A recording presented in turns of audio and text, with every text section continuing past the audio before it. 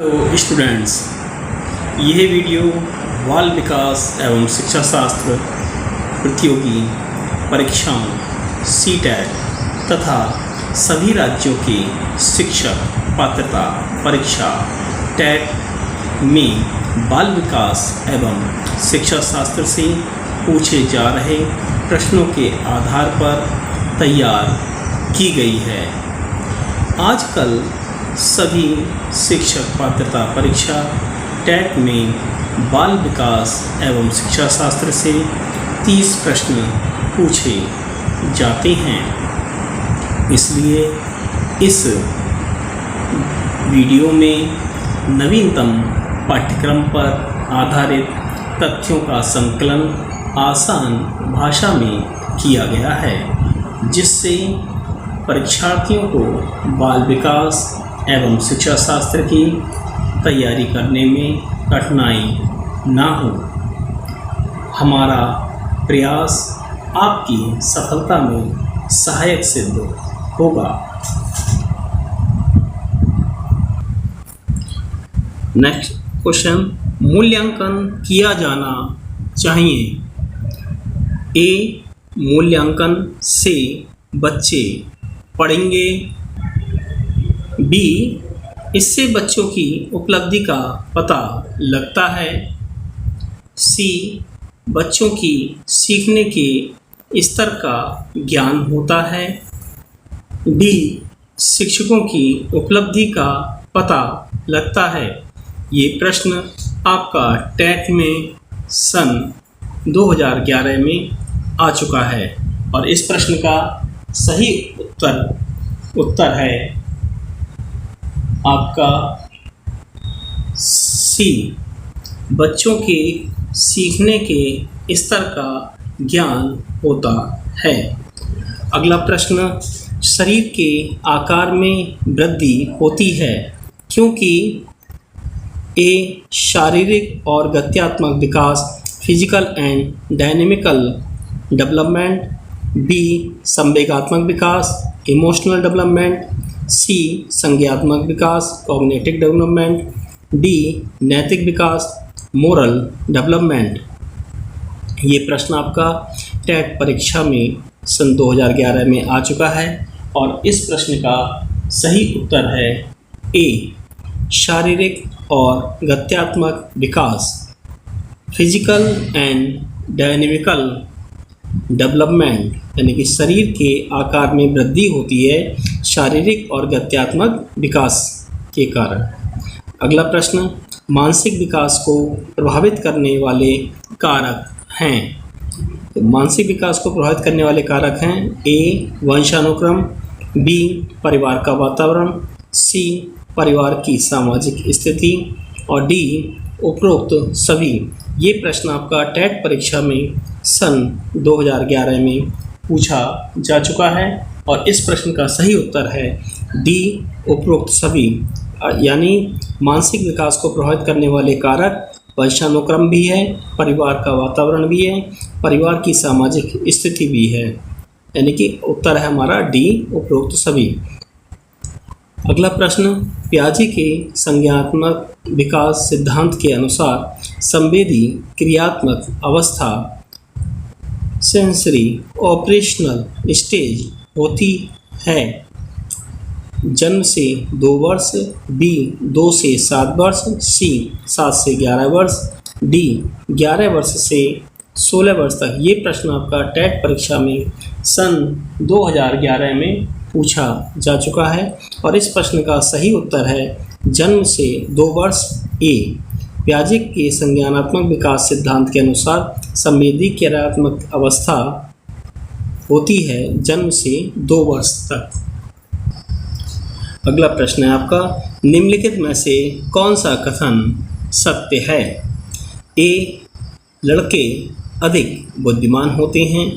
B, लड़कियां अधिक बुद्धिमान होती हैं। सी, बुद्धि का लिंग के साथ संबंध नहीं है। डी, सामान्यतः लड़के लड़कियों से अधिक बुद्धिमान होते हैं। ये प्रश्न आपका टेट परीक्षा में सन 2011 में आ चुका है। ध्यान देने वाली बात यह है कि इसका उत्तर सी है, बुद्धि का लिंग के साथ संबंध नहीं है, क्योंकि इसमें प्रश्न पूछा गया है कि निम्नलिखित में से कौन सा कथन सत्य है। तो जो सत्य है वो है आपका बुद्धि का लिंग के साथ कोई लिंग के साथ संबंध नहीं है। अगला प्रश्न, परामर्श काउंसलिंग का उद्देश्य है बच्चों को समझना, बच्चों की कमियों का कारण पता करना, बच्चे को समायोजन में सहायता प्रदान करना या उपरोक्त सभी। ये प्रश्न आपका टेट परीक्षा में सन 2011 में पूछा जा चुका है और इस प्रश्न का उत्तर है उपरोक्त सभी। यानी परामर्श यानी काउंसलिंग का उद्देश्य होता है बच्चों को समझना भी होता है, बच्चों की कमियों का कारण पता करना भी होता है और बच्चों को समायोजन में सहायता प्रदान करना भी होता है। तो आपका परामर्श यानी काउंसलिंग का उद्देश्य होता है ये सभी। अगला प्रश्न आपका है, शिक्षा मनोविज्ञान की दृष्टि से निम्नलिखित में से कौन सा कथन सत्य है। ए, बच्चे अपने ज्ञान का सृजन स्वयं करते हैं। बी, विद्यालय में आने से पहले बच्चों की कोई पूर्व ज्ञान नहीं होता है। सी, अधिगम प्रक्रिया में बच्चों को कष्ट होता है। डी, बच्चे यथावत वही सीखते हैं जो उन्हें पढ़ाया जाता है। ये प्रश्न आपका यूपी टेट 2011 में पूछा जा चुका है और इस प्रश्न का सही उत्तर है ए, बच्चे अपने ज्ञान का सृजन स्वयं करते हैं। तो इस शिक्षा मनोविज्ञान की दृष्टि से इनमें से ये कथन सत्य है कि बच्चे अपने ज्ञान का सृजन स्वयं करते हैं। अगला प्रश्न है, बच्चों में नैतिकता की स्थापना के लिए सर्वोत्तम मार्ग है। तो ए, उन्हें धार्मिक पुस्तक पढ़ाना। बी, शिक्षक का आदर्श रूप में व्यवहार करना। सी, उनका मूल्य शिक्षा पर मूल्यांकन करना। डी, उन्हें प्रातःकालीन सभा में उपदेश देना। ये प्रश्न भी टेट परीक्षा में सन 2011 में पूछा गया है और इस प्रश्न का सही उत्तर है बी, शिक्षक का आदर्श रूप में व्यवहार करना। शिक्षक, क्योंकि बच्चों में नैतिकता की स्थापना के लिए एक अध्यापक को आदर्श रूप में व्यवहार करना ही उचित है, सर्वोत्तम मार्ग है उसके लिए, जिससे बच्चों में नैतिकता का विकास होगा। अगला प्रश्न है आपका, शिक्षक एवं विद्यार्थी के मध्य संबंध होना चाहिए। ए, स्नेह का। बी, विश्वास का। सी, सम्मान का और डी, ये सभी। ये प्रश्न आपका टेट परीक्षा में सन 2011 में पूछा गया है और इस प्रश्न का सही उत्तर है डी, ये सभी। यानी कि शिक्षक और विद्यार्थी के मध्य संबंध होना चाहिए। किस तरह का? स्नेह का भी होना चाहिए, विश्वास का भी होना चाहिए, सम्मान का भी होना चाहिए। अर्थात इस प्रश्न का उत्तर है ये सभी। एक अच्छा अध्यापक विद्यार्थियों के मध्य बढ़ावा देता है प्रतियोगिता कंपटीशन की भावना को। बी, सहयोग कॉपरेशन की भावना को। सी, प्रतिद्वंद्विता रिलायबिलिटी की भावना को। डी, तटस्थता न्यूट्रलिटी की भावना को। ये प्रश्न टेट परीक्षा में सन 2011 में आ चुका है और इस प्रश्न का सही उत्तर है बी, सहयोग कॉपरेशन की भावना को। अगला प्रश्न, मानसिक रूप से स्वस्थ अध्यापक की विशेषता क्या है? ए, वह संवेदनात्मक रूप से संतुलित है। बी, उसे अपने विषय का गहन ज्ञान है। सी, वह अत्यधिक संवेदनशील है। डी, वह सख्त अनुशासन पसंद करता है। ये प्रश्न आपकी टेट की परीक्षा में सन 2011 में आ चुका है और इसका सही उत्तर है ए, वह संवेदनात्मक रूप से संतुलित है। यानी कि मानसिक रूप से स्वस्थ अध्यापक की विशेषता होती है वह संवेदनात्मक रूप से संतुलित है। अगला प्रश्न, शिक्षा की अति महत्वपूर्ण उद्देश्य है। ए, आजीविका कमाना, टू अर्न लिवलीहुड, बी, बच्चे का सर्वांगीण विकास करना, होलिस्टिक डेवलपमेंट ऑफ चाइल्ड, सी, पढ़ाना एवं लिखना सीखना, और डी, बौद्धिक विकास इंटेलेक्चुअल डेवलपमेंट। ये प्रश्न आपका टेट परीक्षा में सन 2011 में पूछा जा चुका है और इस प्रश्न का सही उत्तर है बी, बच्चे का सर्वांगीण विकास करना, होलिस्टिक डेवलपमेंट ऑफ चाइल्ड। यानी कि शिक्षा की अति महत्वपूर्ण उद्देश्य है बच्चे का सर्वांगीण विकास करना। अगला प्रश्न है आपका, बच्चे की बुद्धिलब्धि इंटेलिजेंट, क्यूटेंट और IQ 90 से 110 के मध्य है। वह है सामान्य बुद्धि एवरेज इंटेलिजेंस, बी, प्रखर बुद्धि वेरी सुपीरियर इंटेलिजेंस, सी, उत्कृष्ट बुद्धि सुपीरियर इंटेलिजेंस, और डी, प्रतिभाशाली जीनियस। इस प्रश्न का सही उत्तर है ए, सामान्य बुद्धि एवरेज इंटेलिजेंस। यानी कि बच्चे की सामान्य बुद्धिलब्धि इंटेलिजेंट क्यूटेंट ऑफ IQ जो है 90 से 110 के मध्य होता है, तो वह सामान्य बुद्धि एवरेज इंटेलिजेंस के अंतर्गत आता है। अगला प्रश्न है हमारा, सतत एवं व्यापक मूल्यांकन कॉन्टिन्यूअस कंपैरिजंस एंड एवल्यूशन में व्यापक मूल्यांकन शब्दावली का तात्पर्य है।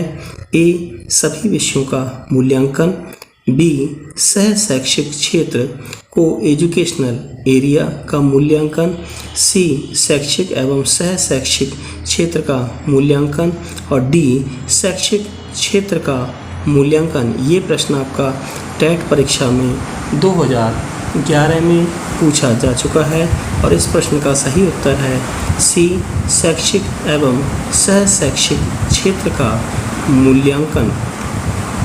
अगला प्रश्न, शिवानी द्वारा पूछे गए एक प्रश्न का उत्तर शिक्षक तत्काल नहीं दे सकता है। शिक्षक की प्रतिक्रिया क्या होनी चाहिए? ए, शिक्षक द्वारा शिवानी को चुप करा देना चाहिए। बी, शिक्षक द्वारा शिवानी का ध्यान बटा देना चाहिए, और सी, शिक्षक को कहना चाहिए मैं नहीं जानता हूँ, और डी, शिक्षक द्वारा इस प्रश्न का सही उत्तर बाद में समझकर देना चाहिए। ये प्रश्न आपका टेट परीक्षा में सन 2011 में पूछा जा चुका है। तो इस प्रश्न का सही उत्तर हुआ शिक्षक द्वारा इस प्रश्न का सही उत्तर बाद में समझकर देना चाहिए। अगला प्रश्न, बच्चों की जिज्ञासा क्यूरियोसिटी शांत करनी चाहिए।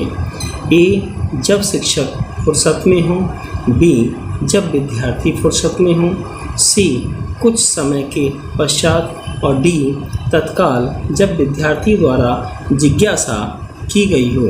ये प्रश्न आपका टेट परीक्षा में सन 2011 में पूछा जा चुका है और इस प्रश्न का सही उत्तर है डी, तत्काल जब विद्यार्थी द्वारा जिज्ञासा की गई हो। यानी कि बच्चों की जिज्ञासा क्यूरियोसिटी शांत करनी चाहिए तत्काल जब विद्यार्थी द्वारा जिज्ञासा की गई हो। आप अनपढ़ इलिटरेट माता पिता के बच्चों को अंग्रेजी सिखाना चाहते हैं। इसमें 4 ऑप्शन है। पहला ऑप्शन है आप बच्चे से अंग्रेजी में बात करेंगे। बी, आप बच्चों को अंग्रेजी में बोलने के लिए बाध्य करेंगे। सी, आप बच्चे को मातृभाषा में बोलने से रोकेंगे। डी, आप उसे मातृभाषा की सहायता से अंग्रेजी सिखाने का प्रयास करेंगे। ये प्रश्न आपका यूपी टेट परीक्षा में सन 2011 में पूछा जा चुका है और इस प्रश्न का सही उत्तर है आप उसे मातृभाषा की सहायता से अंग्रेजी सिखाने का प्रयास करेंगे।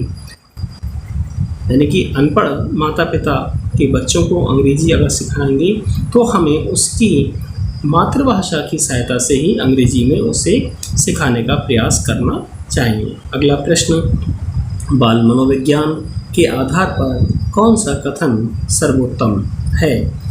ए, सारे बच्चे एक जैसे होते हैं। बी, प्रत्येक बच्चा विशिष्ट होता है। सी, कुछ बच्चे विशिष्ट होते हैं। डी, कुछ बच्चे एक जैसे होते हैं। ये प्रश्न आपका यूपी टेट परीक्षा में सन 2011 में पूछा जा चुका है और इस प्रश्न का सही उत्तर है बी, प्रत्येक बच्चा विशिष्ट होता है। अगला प्रश्न, बच्चों का मूल्यांकन होना चाहिए। ए, बोर्ड परीक्षा द्वारा। बी, सतत एवं व्यापक मूल्यांकन के द्वारा। सी, गृह परीक्षा के द्वारा और डी, लिखित एवं मौखिक परीक्षा द्वारा। ये प्रश्न आपका यूपी टेट परीक्षा में सन 2011 में पूछा जा चुका है। इस प्रश्न का सही उत्तर है बी, सतत एवं व्यापक मूल्यांकन द्वारा।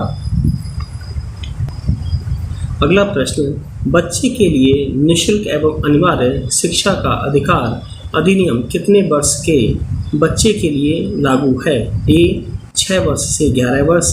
बी, 7 वर्ष से 13 वर्ष। सी, 5 वर्ष से 11 वर्ष और डी, 6 वर्ष से 12 वर्ष। ये प्रश्न आपका यूपी टेट परीक्षा में सन 2011 में पूछा जा चुका है और इस प्रश्न का सही उत्तर है 6 वर्ष से 14 वर्ष। यानी कि बच्चों के लिए निःशुल्क एवं अनिवार्य शिक्षा का अधिकार अधिनियम 6 वर्ष से 14 वर्ष के बच्चे के लिए लागू है। अगला प्रश्न, शिक्षक को ज्ञान होना चाहिए। अध्यापन विषय टीचिंग सब्जेक्ट का, बाल मनोविज्ञान चाइल्ड साइकोलॉजी का, शिक्षा संहिता एजुकेशन कोड का और अध्यापन विषय एवं बाल मनोविज्ञान का। ये प्रश्न आपका यूपी टेट परीक्षा में सन 2011 में पूछा जा चुका है। इस प्रश्न का सही उत्तर है अध्यापन विषय एवं बाल मनोविज्ञान का ज्ञान, यानी कि शिक्षक को ज्ञान होना चाहिए अध्यापन विषय एवं बाल मनोविज्ञान का। अगला प्रश्न, एक बच्चे की वृद्धि और विकास के अध्ययन की सर्वाधिक अच्छी विधि कौन सी है? ए, मनोविश्लेषण विधि साइक्लोनेटिक मेथड। बी, तुलनात्मक विधि कंपैरेटिव मेथड। सी, विकासीय विधि डेवलपमेंटल मेथड और डी, सांख्यिकी विधि स्टैटिस्टिकल मेथड। ये प्रश्न आपका यूपी टेट परीक्षा में सन 2011 में पूछा जा चुका है। इस प्रश्न का सही उत्तर है विकासीय विधि डेवलपमेंटल मेथड। अगला प्रश्न, सामाजिकरण वह प्रक्रिया है जिससे बच्चे और वयस्क सीखते हैं। ए, परिवार से। बी, विद्यालय से। सी, साथियों पीर से और डी, इन सभी से।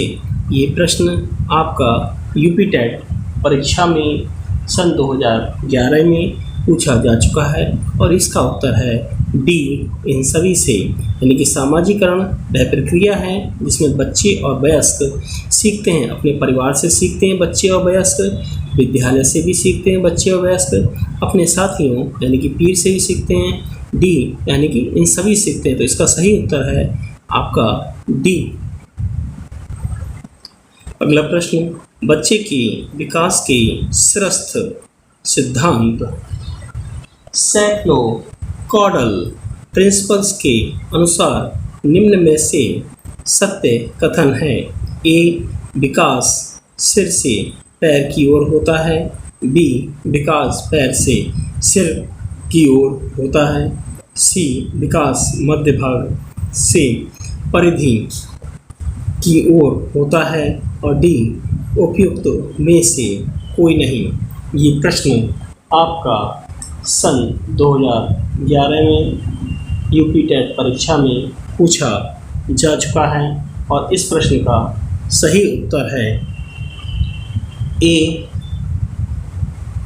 विकास सिर से पैर की ओर होता है। यानी कि बच्चे के विकास का श्रेष्ठ सिद्धांत सैफलो कॉडल प्रिंसिपल्स के अनुसार विकास सिर से पैर की ओर होता है। अगला प्रश्न है, मानव जाति में वे कौन सी व्यक्तिक विभिन्नताएं के निर्धारक तत्व होते हैं जो मानव जाति की विविधता को बताते हैं। ए पर्यावरण का अंतर, बी आनुवंशिकता का अंतर, सी आनुवंशिकता और पर्यावरण की अंतःक्रिया और डी उपरोक्त में से कोई नहीं। ये प्रश्न आपका यूपी टेट परीक्षा में सन 2011 में आ चुका है और इसका सही उत्तर है सी आनुवंशिकता एवं पर्यावरण की अंतःक्रिया। अगला प्रश्न संक्षिप्त रूप से PSRN जो कि विकास से संबंधित है व्याख्या करता है। ए समस्या हल तार्किकता व आंकिक क्षमता problem solving reasoning and numeracy, B समस्या हल संबंध और आंकिक क्षमता problem solving relationship and numeracy and C बौद्धिक क्षमता तार्किकता और आंकिक क्षमता perceptual skill reasoning and numeracy और डी बौद्धिक क्षमता तार्किकता और ज्ञान perceptual skill relationship and numbers. ये प्रश्न आपका यूपी टेट परीक्षा में 2011 में आ चुका है। इसका सही उत्तर है ए समस्या हल तार्किकता और आंकिक क्षमता प्रॉब्लम सॉल्विंग रिजोनिंग एंड न्यूमेरसी। ये आपने प्रश्न जाना और देखा और समझा। ये हमारी आने वाले परीक्षा में ये प्रश्न आएंगे। इनको आपको पसंद आए तो इसको सब्सक्राइब करिएगा और लाइक करिएगा। Thanks for watching. धन्यवाद।